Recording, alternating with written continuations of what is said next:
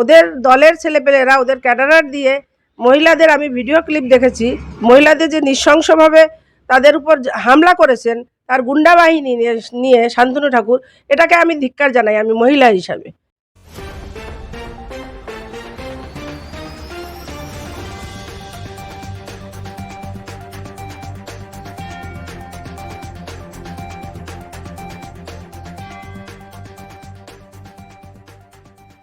নমস্কার, ডিবি নিউজে আপনাদের স্বাগত।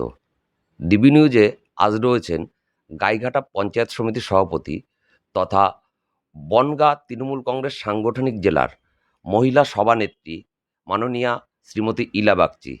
বৌদি, আপনাকে ডিবি নিউজে স্বাগত। নমস্কার।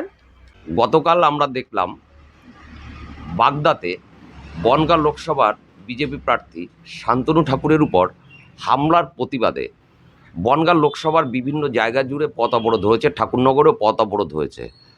আপনি এ বিষয়ে কি বলবেন? আমি এ বিষয়ে বলবো, কারণ আমিও দেখেছি শান্তনু ঠাকুর বাগদায় গিয়েছিলেন এবং সেখানে তিনি পুজো দিতে গিয়েছিলেন বলছেন, এবং মহিলারা সেখানে, সাধারণ মহিলারা তারা গিয়েছিলেন তাকে প্রশ্ন করতে যে 5 বছরে আপনাকে দেখিনি, আর 5 বছর আপনি কোথায় ছিলেন, আমাদের কাজকর্ম আপনি করেননি, এবং মতুয়া কার্ড নিয়ে যে নাগরিকত্বর ভাওতা আপনি দিয়েছেন, নাগরিকত্বর ভাওতা দিয়ে এই সিএ চালু করেছেন, এবং আপনি যে মতুয়া কার্ড নিয়ে আমাদের এখান থেকে পয়সা তুলেছেন, তার তো কোনো কাজ আপনি করেননি। তার পরিপ্রেক্ষিতে ওনরা কী করলেন, ওদের দলের ছেলেপেলেরা ওদের ক্যাডারার দিয়ে মহিলাদের, আমি ভিডিও ক্লিপ দেখেছি, মহিলাদের যে নৃশংসভাবে তাদের উপর হামলা করেছেন তার গুন্ডা বাহিনী নিয়ে শান্তনু ঠাকুর, এটাকে আমি ধিক্কার জানাই আমি মহিলা হিসাবে। কারণ সেখানের মহিলারা বলছেন তাদের বুকে পর্যন্ত হাত দেওয়া হয়েছে, এটাকে আমি লজ্জাজনক এবং ছিছি বলছি। কারণ শান্তনু ঠাকুর এই ক্যাডারাররা এই ধরনের নিন্দাজনক কাজ করেছে, তার পরিপ্রেক্ষিতে আবার তারা সব জায়গায় রাস্তা অবরোধ করছে, এটাকেও আমি ধিক্কার জানাচ্ছি। এটা আপনি একজন সাধারণ মহিলা হিসাবে বললেন, আর তৃণমূল কংগ্রেসের সভানেত্রী হিসাবে আপনি কি বলবেন? সভানেত্রী হিসাবে এবং পঞ্চায়েত সমিতির সভাপতি হিসাবে আমি মহিলাদের পাশে সবসময় থাকি, সবসময় আছি, সবসময় থাকবো, এবং এটাকেও আমি ধিক্কার জানাবো যে তার ক্যাডাররা আজকে আমার মহিলাদের উপরে হামলা করেছে। এবার একটা অন্য প্রসঙ্গে আসি। গত লোকসভা ভোটে বনগাঁ লোকসভায় তৃণমূল কংগ্রেস 6টা বিধানসভায় পিছিয়ে ছিল, একমাত্র স্বরূপনগরে লিড ছিল।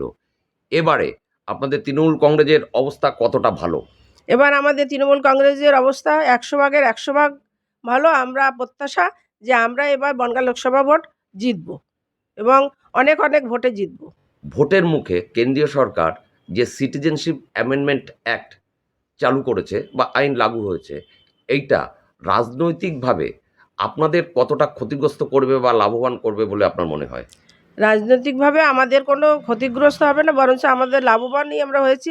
কারণ মানুষ জেনে গেছে যে এটা ভাওতাবাজি। একটা মানুষও এখনও পর্যন্ত সিএ লাগু যে ফর্ম ওনরা দিয়েছেন তাতে কিন্তু কেউ ফিল আপ করেনি।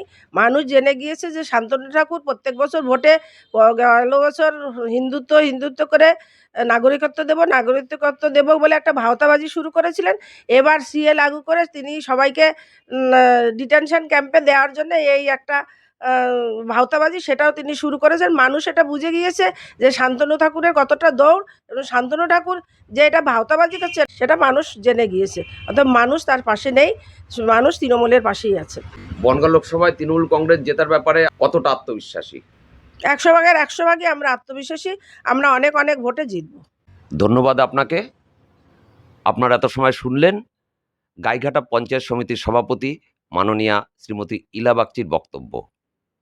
ক্যামেরায় সত্যব্রত বালার সাথে দীপঙ্কর বিশ্বাস, ডিবি নিউজ, ঠাকুরনগর।